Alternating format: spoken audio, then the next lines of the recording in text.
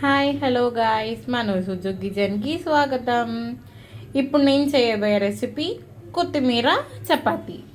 దీనికి కావాల్సిన పదార్థాలు: ఒక కప్పు గోధుమ పిండి, కొంచెం టేస్ట్కి సరిపడినంత ఉప్పు, కొంచెం జీలకర్ర, కొంచెం కారం, ఒక 2 గుప్పెళ్ళు కొత్తిమీర యాడ్ చేసుకొని బాగా మిక్స్ చేసుకోవాలి.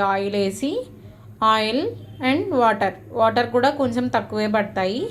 సో ఇప్పుడు చపాతీని ఒక హాఫ్ అన్ అవర్ మ్యాగ్నేట్ చేసుకోవాలి. చపాతీ పిండిని జస్ట్ ఇలా ఒక హాఫ్ అన్ అవర్ తర్వాత చపాతీని ఇట్లా చేసుకొని ప్యాన్ మీద కాల్చుకుంటే సూపర్ అండ్ టేస్టీ కొత్తిమీర చపాతీలు రెడీ.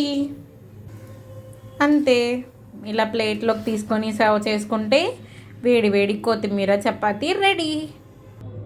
ఇట్లా వేడి వేడిగా వెజ్ కర్రీతో సర్వ్ చేసుకుంటే సూపర్ ఉంటుంది.